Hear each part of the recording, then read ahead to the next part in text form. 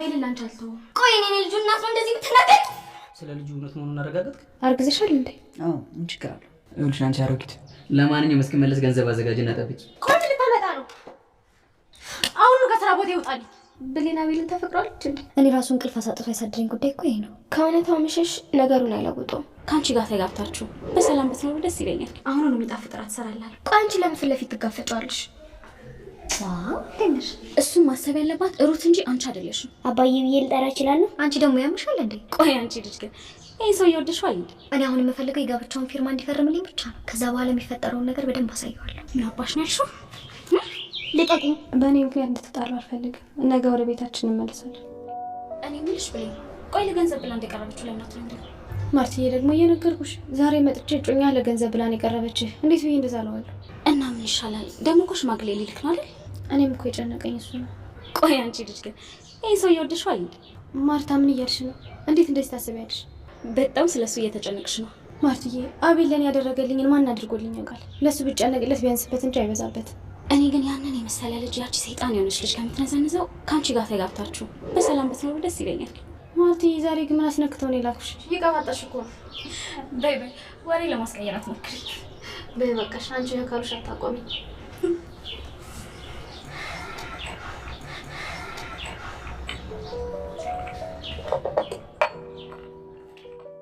እኔ የምለው ሩት የት ሄዳ ነው? አላውቅም።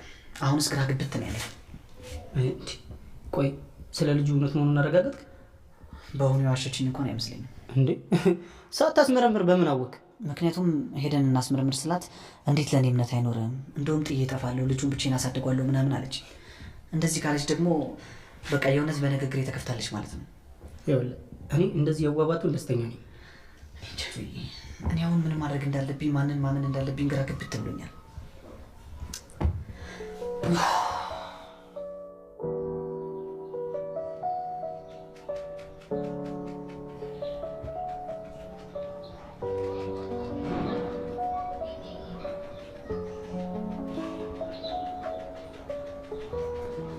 ቆይ ለምንድን ነው እንደዚህ የምታይኝ? የእናቴን ገንዘብ ወስደሽ እንደዚህ በቀላሉ የሚፈታሽ ይመስልሻል? እኔ እናትህን ገንዘብ አልወሰድኩም። አንተ ላከሰርከኝ ኪሳራ አዝነው ነው የሰጡኝ። ማዘን ምን ማለት እንደሆነ አሳይሻለሁ። እሺ ቆይ አንተ ስራ የለህም እንዴ? ለምንድን ነው በጣም በጠብጠኝ? ታውቂያለሽ፣ በጣም ነው የምጠላሽ። እሱንማ የማውቀው ነገር ነው፣ ግን ምክንያቱ ምንድን ነው? ግድ የለም ምን አስቸኮለሽ? በቅርቡ ትደርሽበታለሽ፣ አሳይሻለሁ።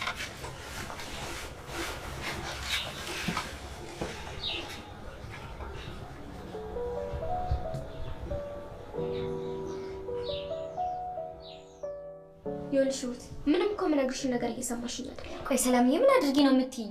እኔ ለራሴ ሰውዬው ሀሳቡ የሂሩት እርግዝና ውሸት መሆኑ ታወቀ። ብሌንን በጥፊ ልትመታት ስትል ሂሩት ለማለት ይከብዳል። እጇን ያዘቻት። ሂሩት መልካም ሰው ሆና አንዴ መልካም ሰው፣ አንዴ ውሻ፣ አንዴ ጥሩ፣ አንዴ ክፉ ያረጋታል። የሚያረጋትን ሰጥቷታል። ምክንያቱም የአቤል ነገር ሆድሆዷን እያለ ይገኛል። አቤልም ብሌንን ያፈቀረ ይመስላል። ማርታ አንቺ ከአቤል ጋር ብትሆኝና ደስተኛ ሆናችሁ ብትኖሩ ደስ ይለኛል ብላ መልካም ምኞቷን ገለጸች። ዮናስ አሁንም ቲናን ድጋሚ ማገት አለብን፣ እንዲሁም ልጅቱን አልፈልጋትም ሲል ተሰምቷል። ሰላም ሰላም! ውድና የተወደዳችሁ ውድ ቤተሰቦች እንደምን አላችሁ? በያላችሁበት የዓለም ዳርቻ ሰላማችሁ በዘት ተርፍ ይበልን እያልን ዛሬም በአዲስ ወደ እናንተ መጥተናል። እናንተም እንዴት ተለመደው በቅንነት ላይክ፣ ሼር እያደረጋችሁ ቤተሰብ ታደርጉን ዘንድ በትህትና እንጠይቃለን። ብሌን እንግዲህ ስራዋን በመስራቷ ጠንክራ በመስራቷ ለዮናስ ደግሞ የራስ ምታት ሆኖባታል። ምን እንደሆነ አይታወቅም። ከዚህ በፊት ለዮናስ እናት የቤት ኪራይ ልትከፍል ሂደ ዮናስ እስከ ዛሬ ድረስ የሚጠጣብሽን ቡና ንገሪኝ ልክፈል ስልሽም እየሰማሽ ስላልሆነ ቢያንስ የቤት ኪራዩን እንኳን አልቀበልሽም፣ ከዚህ የበለጠ ነው እሱ የሚያከሰሽ፣ ስለዚህ በፍጹም ቤትሽም ተዘግቶ ከርሟል ብላ እምቢ ብላ ነበር። ዮናስም ሄዶ የእናቴን ብር ተቀብለሻል ቡና ቅጅልኝ ቢላትም ቡና አልቀዳልህም፣ ጥሩ ስሜት ላይ አይደለሁም፣ ውጣልኝ ብትለውም እምቢ አለ። ከዛም በጥፊ አቃጠለችው። እሰራልሻለሁ፣ በጣም እጠላሻለሁ፣ ከምድረ ገጽ አጠፋሻለሁ እያለ እንዴት ተለመደው እንግዲህ ማስፈራሪያውን ሲደረድር ማርታ ደረሰች። አንቺም ቢሆን አይቀርልሽም ብሏታል። ማርታ የምርጥ ጓደኞች ተምሳሌት ናት። ብሌንን ታግዛታለች። ብሌን ተመችቷት ሳትከፍት ከቀረች እሷ ሂዳ ስራዋን ትሰራላታለች። በጣም ምርጥ ጓደኛ ናት። እናም አቤልን እያታለለችው ነው። እኔ ሰምቻለሁ ለገንዘብ ብላን የቀረበችው እንጂ የእውነት አፍቅረው አይደለም ስትል ለምን አትነግሪውም? እውነቱን ንገሪው ስትላት እንዴት አድርጌ አልነግረውም አለች። በዛ ላይ ደግሞ ብሌን ሂሩት ነፍሰ ጡር መሆኗን አታውቅም ነበር። እናም ነፍሰ ጡር መሆኗን ስትነግረው ቲናም አባቴ ብዬ መጥራት እችላለሁ ወይ ስትል ፈቀደላት። ትችያለሽ፣ እናንተ የራስህን ትተህ ነው እንደ ሰው ልጅ የምታሳድገው? ለምን የኛ ሲሆን ታዲያ እንዲህ ያንቀጠቅጣል? ብላለች። እንዴ ነፍሰ ጡር ነሽ እንዴ ስትላት አዎ ነፍሰ ጡር ነኝ አልነገረሽም እንዴ አለቻት። ከዛም እሱም አልነገርኳትም ቢዚም ስለነበርኩ ያን ያህል ትኩረት አልሰጠሁትም አለ። በማግስቱ ግን ስራ ቦታዋ ሄዶ እጅግ በጣም ይቅርታ ስላልነገርኩሽ አለ። ይሄ የግል ጉዳይ ነው፣ እኔም መንገር ግዴታ አይጠበቅብህም፣ ምንም ችግር የለውም ብትለውም አቤል እኔ ከአንቺ ምንም ነገር ልደብቅሽ አልፈልግም ብሏል። እናም እንግዲህ ያለው ነገር ቤት ውስጥ ያለው ነገር እጅግ በጣም ቀን ተቀን እየከበደ ሂዷል። ሰላም የሂሩት ጓደኛ ባልሽን ሲወጣ ሲገባ መጨቅጨቅ ሳይሆን መልካም ሴት መሆን አለብሽ፣ በእንደዛማ ማሸነፋችን።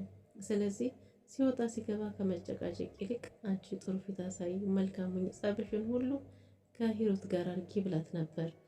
እናም እንግዲህ የሂሩት አቤል ከውጭ ሲመጡ አቤል፣ ቲና እንዲሁም ብሌን ሆነው ተሰባስበው ሲመጡ ፍጹም ሌላ ሰው ሆኖ አገኟት። ቲናን እስቲ ነይ ናፍቀሽኛል ብላ ቆማ ተቀብላ ሳመቻት። አቤልንም የኔ ፍቅር ብሌን ሁላችሁም እንኳን ሰላም መጣችሁ ብላ ተቀበለቻቸው። ለነሱ እንግዲህ የሆነ ስሜት ነበር። ምክንያቱም ሂሩት የምትታወቀው ስትሳደብ፣ ስታመነጫጭቅ፣ ከፍ ዝቅ ስታደርግ ነው እንጂ በእንደዚህ ጨዋነቷ አልነበረም። ሁሉም ግራ ተጋብተዋል። የእውነት ከልቧ ነው ወይስ ምን አስባ ነው የሚለው ነገር። እናም ይሄንኑ ይዛ ሂዳ ብሌን ለጓደኛዋ ለማርታ እንደዚህ ነበረ፣ በጣም ሌላ ሰው ሆና አገኘናት፣ ተቀይራለች ምናምን ነገር አለች። እና ንገሪው ብትላትም እንዴት አድርጌ ነው የምነግረው? በዛ ላይ ደግሞ ነፍሰ ጡር ነኝ አለቻት። እና አንቺ ምን አሻሽ ብትሆን ንገሪው፣ ለገንዘብ ብላ ከሆነ ሰው ሲጎዳ ማየት ትፈልጊያለሽ? እውነቱን ልንገርሽ፣ እኔ ሲጀምር የምፈልገው አንቺና ቤላ አንድ ላይ ብትሆኑ ደስተኛ ሆናችሁ እንደምትኖሩ አውቃለሁ እና እኔ እንደዛ ቢሆን ደስ ይለኛል አለች። እንዴ ምን እያልሽ ነው ብትላትም በእርግጥም ብሌንም የወደደች ይመስላል፣ ግን በውለታዎቹ ታስራ ይሆን እውነት ፍቅር ይሆን አናውቅም፣ ግን እንደምትወደው ግልጽ ነበር። ማርታም ይሄንን ለማወጣት ብትሞክርም እንዴ ምን አስበሽ ነው ብላ ማርቲን ተቆጣቻት። ከዛም እንግዲህ በቀጣዩ ቀን ሲሄዱ ግን ያ የደበቀችው ማንነቷ ወጥቶ ነበር። ብሌንንም እንዲሁም ቲናንም ሁላቸውን ሙልጭ አርጋ ሰደበቻት። ምን አባሽ አገባሽ? ለምን ትፈልጊያለሽ? ለምን ከህይወት ያትወጡም? ከዚህ ቤት ውጡ፣ ከህይወታችን ውጡልን አይነት ነገር አለች። ከዛም እሺ እንሄዳለን ብዙ አንቆይም ብላ ስታበቃም ብሌን አልሆነምና ነገሩ አስጠላትና እንዲሁም አልወጣም አቤልን ትቼው አልሄድም ስትላት አንቺ ምን አገባሽ በሚል በጥፊ ልታገላት ስትል እጇን ያዘቻት። እኔ አቤልን አክብሬ ነው እንጂ አንቺን ፈርችሽ አይደለም አለቻት። ሂሩትም እጅግ በጣም ተበሳጭታም ጥላ ሄደች። እንዲህ የሚያደርገኝ እኮ እሱ ነው እያለች ብቻዋን እያቆተመተች እናም የቤቱን ስራ ስሪ ተብላ እግሯንም እንዲታሻት አዘዘቻት። እሷም እሺ ብላ አሸቻት። ምንም አላለች። እንዲሁም አቤል ደረሰና አቤል ተቆጣ። እንዴት ደስ ታደርጊያለሽ? ክብርሽን ማስጠበቅ ያለብሽ ራስሽ ነሽ። እዚህ ቤት ያመጣሁሽ ለሰላምሽ እንጂ ራስሽን ለጥንቃቄ ነው እንጂ ሰራተኛ እንድትሆኝ አይደለም። መብትሽን አስከብሪ። እንዴ አንተ እንዴት እንደዚህ ትላለህ? እንዴት አይቻት ነው ብትለውም ተቆጥቷታል። ብሌንም በቃሽ ምንም ችግር የለውም ምናምን ብላ ጥለዋለፈች። እራት በላሽ እንዴ? በጣም ርቦኛል አለ። ከዛም እኔ አሁንም የጣፍጥ ምግብ እሰራልሃለሁ 5 ደቂቃ ብቻ ብላ በዚህ ተስማሙ። ሂሩትና ብሌን ሲጨቃጨቁ አቤል መኝታ ቤት ቲናን እያስተኛ እየሰማት ነበር እና ያው ሙሉ በሙሉ አልሰማቸውም። ብሌንና ሂሩት እንዴት ተያያዙ? ነፍሰ ጡርነቱን እንዴ ይሄ ልጅ ማስፈራሪያ ያረግሽው ውሸት ነው እንዴ ስትላት ሂሩት ተደናግጣ ጥላ ወደ መኝታ ቤቷ ሄደች። እንዲህ ነገር የጠረጠርኩን ነገር እውነት ነው እንዴ ስትል አቤል ሰምቷት ነበር። እንዴ ምንድን ነው እውነቱ አለ። አይ እንደዚህ ነው ብላ ነገሩን አጠፋፋች። በራት በልተሻል እንዴ? በጣም ርቦኛል፣ እዚህ ደግሞ ምግብ የሚያዘጋጅ የለም ሲላት በ5 ደቂቃ አዘጋጅታ እንደምታቀርብለት ተናገረች። በማግስቱ ወደ ስራ ቦታዋ ልትሄድ ተነባብሳ በጧቱ ስትነሳ እንዴ ይሄ ሁሉ ቡና ለመቀቀል ነው ብላ ታንቋሻታለች። አዎ ቡና ለመቀቀል ብላ እህቷን ይዛ ትወጣለች። ቲናን ይዛ ትወጣለች። ቲናንም ስራ ቦታ ይዛ ስትሄድ ለምን ስራ ቦታ መጣሽን? ቤት ይሻለኛል እኮ አሁን ሂሩት ተቀይራለች፣ በዛ ላይ ደግሞ አቤል ያስጠናኛል ትላለች። አቤልን በጣም ወደዋለች። እናም እሷም ከመሳቀቋ አብራት ይዛ ትየዋለች ነበር። በሌላ በኩል እንግዲህ ዮናስ ማሳደዱን ቀጥሏል። አሁንም ቲናን ያሁኑ ደግሞ በጥንቃቄ ከበፊቱ በተሻለ ጥንቃቄ እንዲሰራ ቲና እንዲታገት መልሶ ትእዛዝ ሰጥቷል። እናቱንም ብር ጠይቋል። እንዲሁም እናቱንም አሸቅቦ መሳደብ ጀምሯል። ስለዚህ ነገር ግን ሲያወራ እህቱ ሰምታ ነበር። ቲናን ታድናታለች ወይስ ምን ይፈጠር ነው?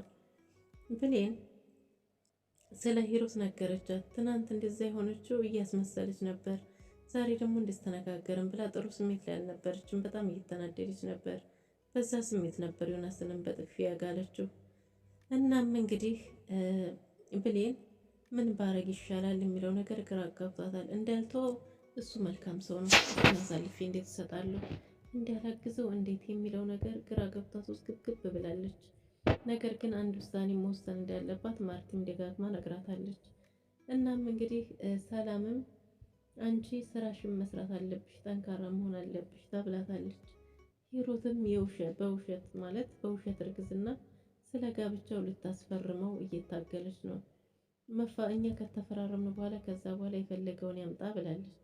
እናም አቤልንም ስለ ሽማግሌዎች ስጠይቀው አሁን ጊዜው አይደለም፣ ጊዜው ገና ነው ሲላት ይሄ ጊዜ መቼ ነው እያለች ነበር። እናም እንግዲህ አቤል ለብሌን ጥሩ ስሜት ያለ ይመስላል። ማርታ ሂሩትን መንገድ ላይ አግኝታ ጸጉሯን ይዛለች።